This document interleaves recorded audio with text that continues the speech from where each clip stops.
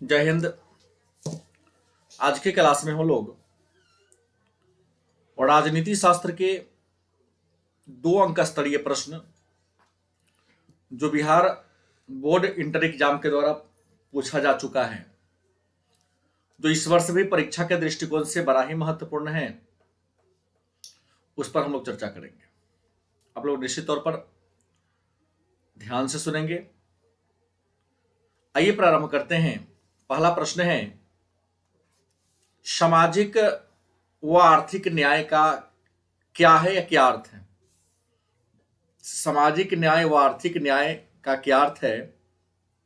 आप उत्तर लिखेंगे, सामाजिक न्याय भारतीय संविधान के प्रस्तावना का आदर्श है, जिसके अनुसार समाज में निवास करने वाले लोगों के साथ सभी प्रकार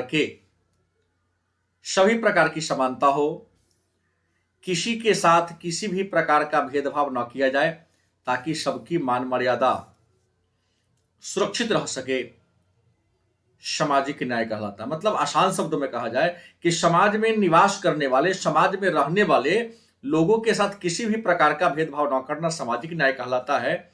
वहीं दूसरी ओर आर्थिक न्याय का अर्थ है, समाज में रहने वाले लोगों के बीच अमीरी गरीबी के आधार पर भेदभाव न किया जाए, सबकी आर्थिक विषमता को दूर करना आर्थिक न्याय कहलाता है। दूसरा प्रश्न, लोक निर्णय क्या है? प्रश्न क्या है? लोक निर्णय क्या है? उत्तर होगा, किसी जटिल समस्या के समाधान के लिए लोगों के मत को, लोगों के विचार को अंतिम निर्णय मान लेना। किसी जटिल समस्या के समाधान के लिए लोगों के मत को अंतिम निर्णय मान लेना लोक निर्णय कहलाता है। अगला प्रश्न है,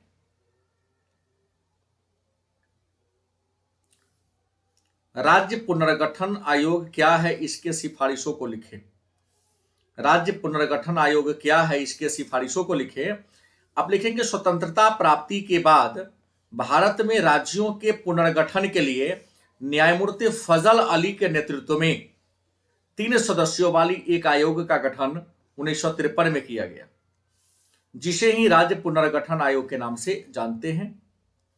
इस आयोग ने अपनी रिपोर्ट 1955 में दिया और अपने रिपोर्ट में कहा कि भाषा के आधार पर भारत में 14 राज्य और 5 केंद्र शासित प्रदेश बनाया जाए। इसकी रिपोर्ट को 1956 में लागू किया। लागू करते हुए भाषा के आधार पर राज्यों का पुनर्गठन किया गया। मतलब स्वतंत्रता प्राप्ति के बाद राज्यों के पुनर्गठन के लिए न्यायमूर्ति फजल अली के नेतृत्व में 3 सदस्यों वाली एक आयोग का गठन 1953 में किया गया।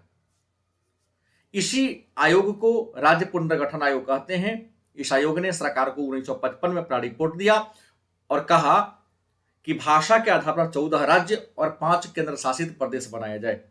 इसकी रिपोर्ट को भारत सरकार ने 1956 में लागू किया और भाषा के आधार पर राज्यों का पुनर्गठन किया। अगला प्रश्न है, भारत में विविधता में एकता है, कैसे स्पष्ट करें? भारत में विविधता में एकता है, कैसे स्पष्ट करें? उत्तर होगा, भारत एक विशाल देश है जिसमें अनेक धर्म, संप्रदाय, जाति, भाषा, संस्कृति और परंपरा के लोग रहते हैं, लेकिन इतना होते हुए भी सभी एक अदृश्य धागा में बंधे हुए हैं। वह अदृश्य धागा राष्ट्रीय एकता है, जिसे ही भारत के पहले प्रधानमंत्री पंडित जवाहरलाल नेहरू ने विविधता में एकता दिया। मतलब भारत एक विशाल देश है जिसमें अनेक धर्म, संप्रदाय, जाति, भाषा, संस्कृति और परंपरा के लोग रहते हैं। इतना अनेकता होते हुए भी सभी एक अदृश्य धागा में बंधा हुआ है। जिस अदृश्य धागा में बंधे हुए हैं उसे राष्ट्रीय एकता कहते हैं। इसी राष्ट्रीय एकता को भारत के पहले प्रधानमंत्री पंडित जवाहरलाल नेहरू ने अनेकता में एकता या विविधता में एकता कहा। अगला प्रश्न है, जम्मू कश्मीर भारत का अभिन्न अंग है, कारण बताइए। जम्मू कश्मीर भारत का अभिन्न अंग है, कारण बताइए। उत्तर होगा, जम्मू कश्मीर भारत का अभिन्न अंग है क्योंकि जम्मू कश्मीर के राजा हरि सिंह ने आजादी के बाद अक्टूबर 1947 में एक विलय पत्र पर हस्ताक्षर करके अपने रियासत को भारतीय संघ में मिला दिया। साथ ही 1957 में जब जम्मू कश्मीर का संविधान लागू हुआ तो वहां के संविधान में जम्मू कश्मीर को भारत का अभिन्न अंग घोषित किया गया। साथ ही 5 अगस्त 2019 को जम्मू कश्मीर से विशेष राज्य का दर्जा समाप्त कर लिया गया और इसे भारत का अभिन्न अंग घोषित कर दिया गया। अगला प्रश्न है, राज्य एवं संघ राज्य में क्या अंतर है? मतलब राज्य और संघ राज्य या राज्य या केंद्र शासित राज्य में क्या अंतर है? उत्तर होगा, राज्य एवं संघ राज्य में निम्नलिखित अंतर है। पहला अंतर है कि राज्य में विधानसभा होता है तथा यहाँ का शासन जनता के द्वारा चुने गए प्रतिनिधि के द्वारा चलाया जाता है। इसके विपरीत संघ शासित क्षेत्र में विधानसभा नहीं होता है, लेकिन दिल्ली और पौंडीचेरी और जम्मू कश्मीर इसका अपवाद है और यहाँ का शासन राष्ट्रपति के द्वारा मनोनीत प्रतिनिधि चलाता है। दूसरा अंतर है, भारत में राज्यों की संख्या 28 है और केंद्र शासित प्रदेशों की संख्या 8 है। अगला प्रश्न है, शिमला समझौता क्या है, इसके महत्व को लिखें। शिमला समझौता क्या है, इसके महत्व को लिखें। आप लिखेंगे, दिसंबर 1971 में भारत पाकिस्तान के बीच युद्ध हुआ। इस युद्ध में पाकिस्तान की करारी पराजय हुई। इस पराजय के बाद जुलाई 1972 में पाकिस्तान के राष्ट्रपति भुट्टो और भारत के प्रधानमंत्री श्रीमती इंदिरा गांधी के बीच हिमाचल प्रदेश के शिमला में एक समझौता हुआ, जिसे ही शिमला समझौता के नाम से जानते हैं। इस समझौता के द्वारा भारत ने पाकिस्तान के युद्धबंदियों को रिहा कर दिया तथा यह तय किया कि दोनों देश परस्पर मिलजुल कर रहेंगे और सभी प्रकार की समस्या का समाधान आपसी वार्ता के द्वारा, मतलब बातचीत के द्वारा करेंगे। अगला प्रश्न है, भारत की स्वतंत्रता के समय या भारत की आजादी के समय भारत के सामने कौन कौन सी चुनौतियां थी? आपका उत्तर होगा, आजादी के समय भारत के सामने निम्नलिखित चुनौतियां थी। नंबर 1, राष्ट्रीय एकता को बनाए रखने की चुनौती। नंबर 2, सभी वर्गों के विकास की चुनौती। नंबर 3 समस्या थी लोकतंत्र को कायम रखने की चुनौती, कानून व्यवस्था को लागू करने की चुनौती, सामाजिक और आर्थिक न्याय को स्थापित करने की चुनौती। अगला प्रश्न, भाषा नीति क्या है या भाषा नीति से आप क्या समझते हैं? उत्तर होगा, भाषा किसी राष्ट्र की पहचान होती है। यह किसी राष्ट्र की विरासत होती है। भाषा लोगों में भावनात्मक एकता उत्पन्न करती है और यह भावनात्मक एकता राष्ट्र के निर्माण और सशक्तिकरण में सहायक होता है। भाषा से जन समूह की पहचान होती है, अतः किसी देश के द्वारा अपनी भाषा को संरक्षित करने और संवर्धन करने की नीति को हम भाषा नीति कहते हैं। मतलब एक आसान वाक्य में कहा जाए तो किसी देश के द्वारा अपने भाषा को सुरक्षित करने और संवर्धन करने की जो नीति है उसको हम भाषा नीति के नाम से जानते हैं। अगला प्रश्न है, एक दलीय प्रभुत्व व्यवस्था से आप क्या समझते हैं? एक दलीय प्रभुत्व व्यवस्था से आप क्या समझते हैं?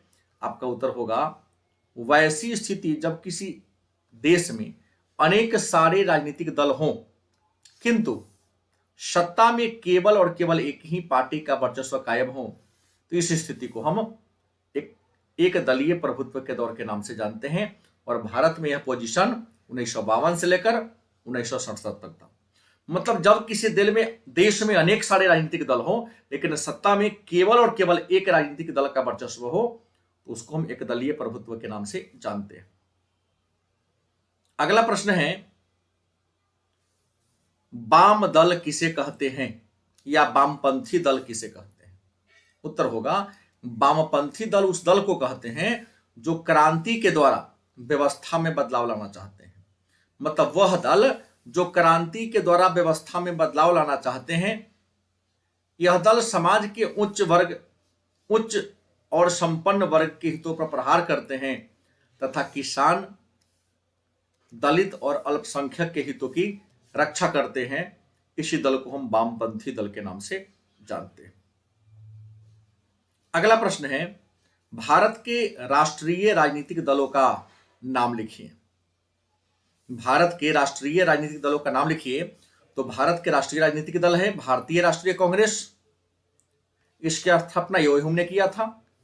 दूसरा भारतीय जनता पार्टी, इसकी स्थापना अटल बिहारी वाजपेयी ने किया था। तीसरा राष्ट्रवादी कांग्रेस पार्टी, इसके प्रमुख शरद पवार ने किया था। चौथा बहुजन समाजवादी पार्टी, काशीराम ने इसकी स्थापना किया था। कम्युनिस्ट पार्टी, मानवेंद्र नाथ राय ने इसकी स्थापना किया था। भारतीय मार्क्सवादी पार्टी, भारतीय कम्युनिस्ट मार्क्सवादी कम्युनिस्ट पार्टी, ज्योति बसु इसके प्रमुख नेता है। तृणमूल कांग्रेस, ममता बनर्जी ने स्थापना किया था। और national people's party, PM Sangma इसके संस्थापक है। प्रश्न है नियोजन क्या है, या नियोजन से आप क्या समझते हैं? आपका उत्तर होगा एक निश्चित समय में या एक निश्चित अवधि में, एक निश्चित समय अवधि में किसी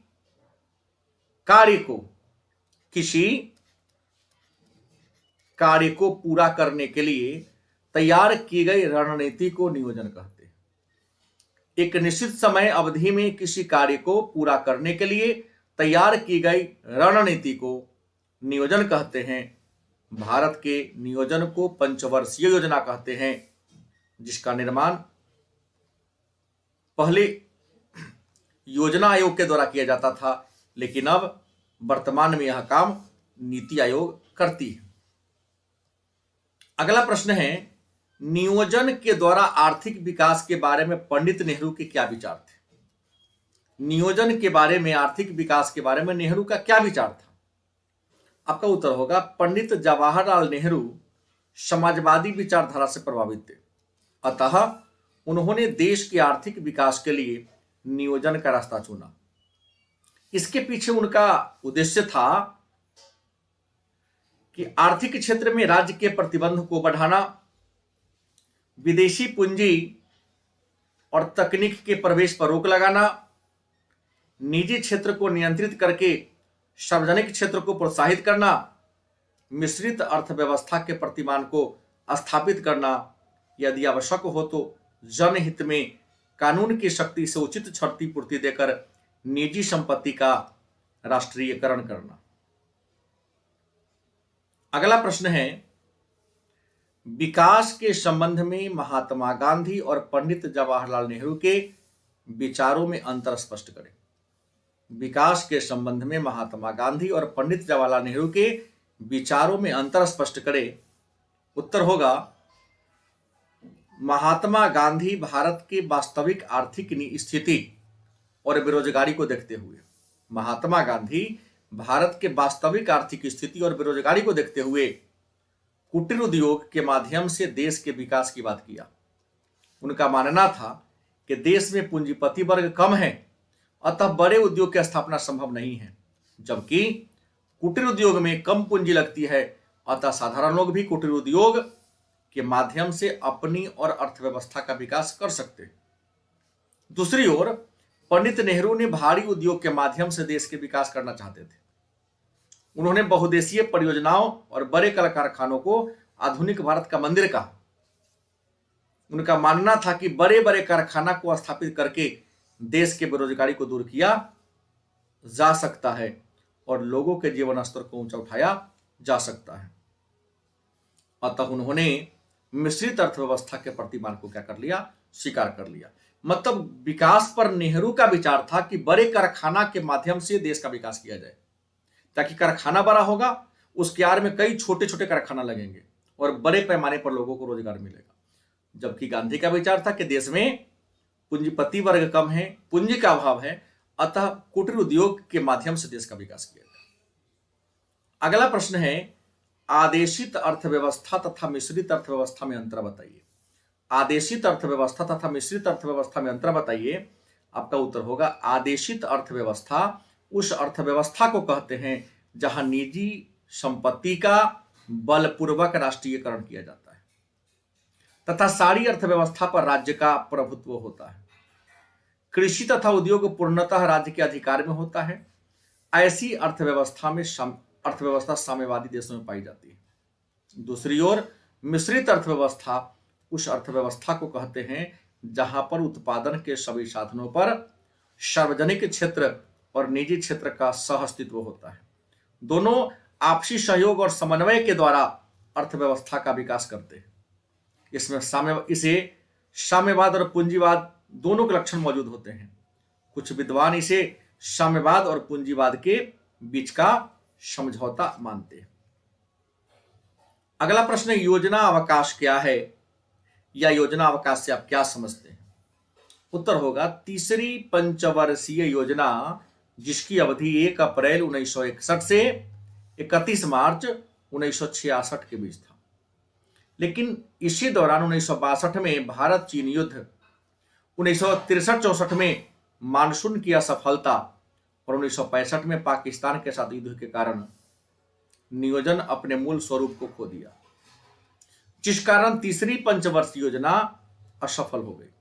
अतः सरकार ने तीसरी पंचवर्षीय योजना के लक्ष्य को पूरा करने के लिए 1966 से 67, 1967 से 68 और 1968 से 69 के बीच एक एक वर्षों की 3 वार्षिक योजना चलाई और चौथी पंचवर्षीय योजना की अवधि को 3 वर्ष आगे बढ़ा दिया।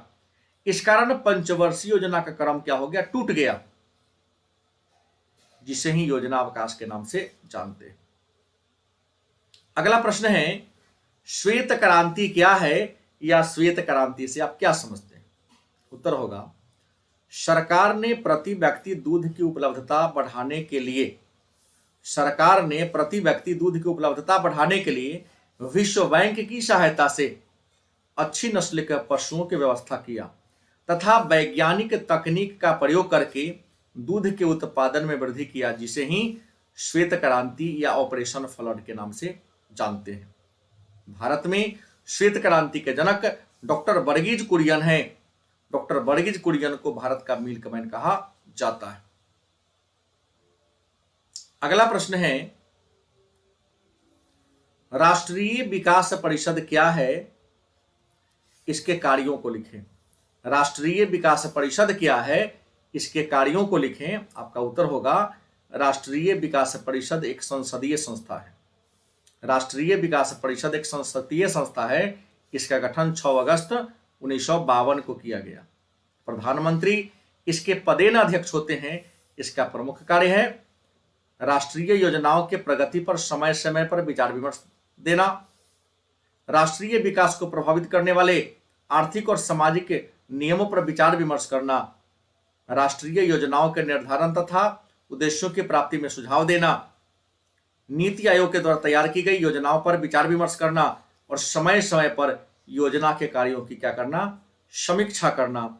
यह है राष्ट्रीय विकास परिषद के प्रमुख कार्य।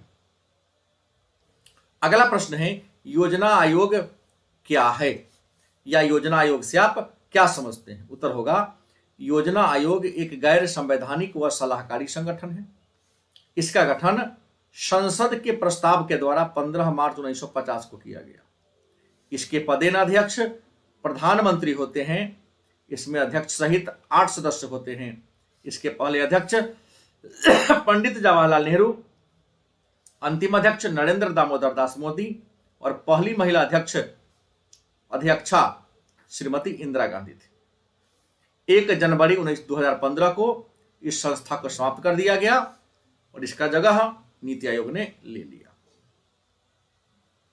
अगला प्रश्न है, दूसरी पंचवर्षीय योजना के क्या उद्देश्य हैं? दूसरी पंचवर्षीय योजना के क्या उद्देश्य हैं? उत्तर होगा दूसरी पंचवर्षीय योजना, जिसकी अवधि 1956 से 1961 तक थी। इसका उद्देश्य था राष्ट्रीय आय में 25% की वृद्धि करना, भारी उद्योगों का तीव्र विकास करना, रोजगार के अवसर को बढ़ाना तथा धन और आय के असमान वितरण को क्या करना, दूर करना। यह था सेकेंड 5 ईयर प्लान का मेन एम। अगला प्रश्न है, पंचवर्षीय योजना क्या है, या पंचवर्षीय योजना से आप क्या समझते हैं? उत्तर होगा योजना आयोग द्वारा देश के विकास के लिए बनाई गई 5 वर्षों की योजना को पंचवर्षीय योजना कहते हैं और पहली पंचवर्षीय योजना की शुरुआत 1 अप्रैल 1951 को किया गया। अभी तक 12 पंचवर्षीय योजना पूरा हो चुका है और 13वीं पंचवर्षीय योजना चल रही है और 13वीं पंचवर्षीय योजना नीति आयोग ने बनाई है। फिर प्रश्न, नीति आयोग क्या है, या नीति आयोग से आप क्या समझते हैं? उत्तर होगा नीति आयोग एक गैर संवैधानिक एवं सलाहकारी संस्था है। इसका गठन 1 जनवरी 2015 को माननीय प्रधानमंत्री नरेंद्र दामोदर दास मोदी ने योजना आयोग को समाप्त करके उसी के स्थान पर किया। इसे भारतीय परिवर्तनकारी संस्था के नाम से भी जानते हैं। यह थिंक टैंक के रूप में काम करती है जो सरकार को विकास कार्य के लिए सलाह देती है। इसके पदेन अध्यक्ष प्रधानमंत्री होते हैं तथा सभी राज्यों के मुख्यमंत्री एवं केंद्र शासित प्रदेशों के प्रशासक इसके सदस्य होते हैं। इसके वर्तमान उपाध्यक्ष सुमन बेरी हैं। पहले अरविंद पड़गड़िया थे, सेकेंड डॉक्टर राजीव कुमार बने थे और वर्तमान में सुमन बेरी हैं। अगला प्रश्न है पंचशील समझौता क्या है, इसके मुख्य बिंदु को लिखें या मुख्य बातों को लिखें। पंचशील समझौता क्या है, इसके मुख्य बातों को लिखें। आप लिखेंगे 29 अप्रैल 1954 ईस्वी को भारत और चीन के बीच व्यापार और मित्रता की एक संधि हुई। यह संधि 5 बिंदुओं पर हुआ था, इसलिए इसे पंचशील के नाम से जानते हैं। इसकी प्रमुख बात है एक दूसरे के प्रादेशिक अखंडता और संप्रभुता का सम्मान करना, किसी पर आक्रमण ना करना, एक दूसरे के घरेलू मामला में हस्तक्षेप न करना, समानता और परस्पर लाभ के लिए काम करना, शांतिपूर्ण सह अस्तित्व की भावना का विकास करना। अगला प्रश्न है गुट निरपेक्षता से आप क्या समझते हैं। गुट निरपेक्षता से आप क्या समझते हैं, अथवा गुट निरपेक्षता आंदोलन क्या है, अथवा गुट निरपेक्षता की नीति से आप क्या समझते हैं। 3 तरीके से प्रश्न को पूछा गया है। लिखेंगे गुट निरपेक्षता का अर्थ है किसी भी गुट में ना होना। 1945 ईस्वी में दूसरे महायुद्ध की समाप्ति के बाद पूंजीवादी अमेरिका और साम्यवादी रूस से अलग रहने की नीति को ही गुट निरपेक्षता की नीति कहते हैं। लेकिन वास्तव में गुट निरपेक्षता का अर्थ दुनिया से अलग थलग रहना नहीं या संन्यास लेना नहीं। यह कोई नकारात्मक या सकारात्मक पदबंध नहीं है। पदबंध नहीं है। नेहरू के शब्दों में जहां तक युद्ध या शीत युद्ध है भारत किसी के साथ नहीं है, लेकिन जहां तक अंतर्राष्ट्रीय शांति और सुरक्षा और सहयोग की बात है सबके साथ है।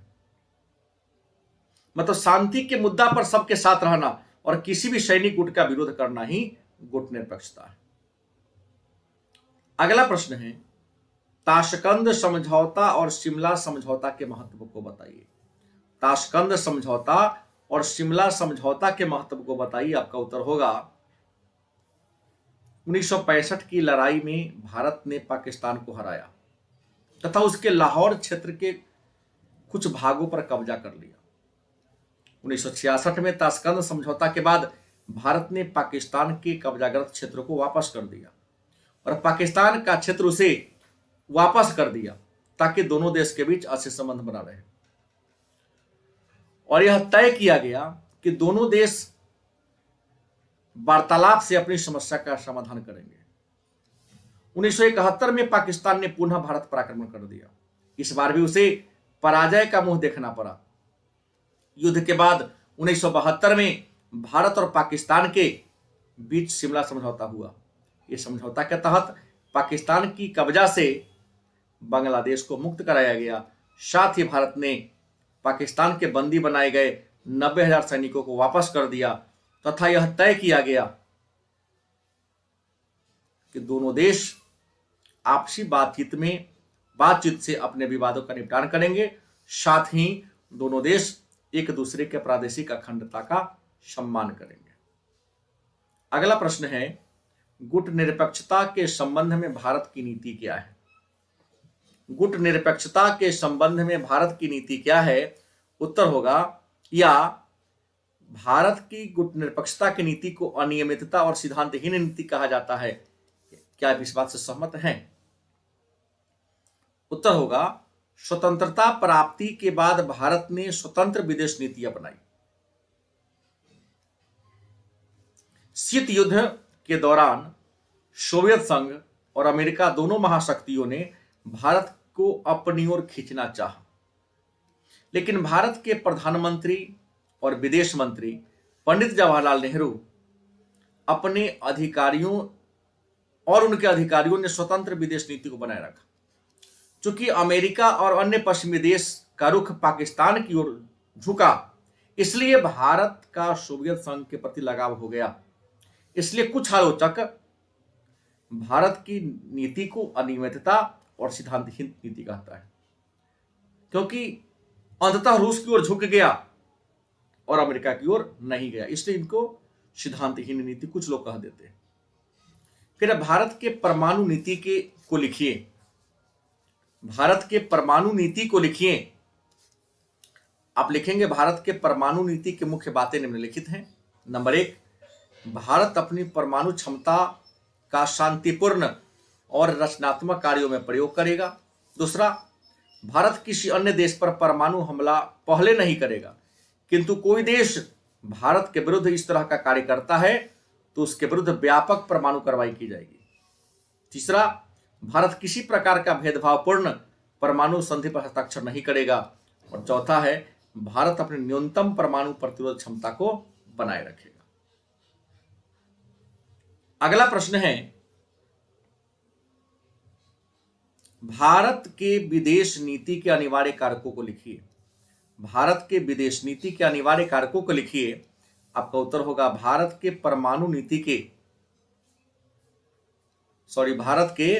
विदेश नीति के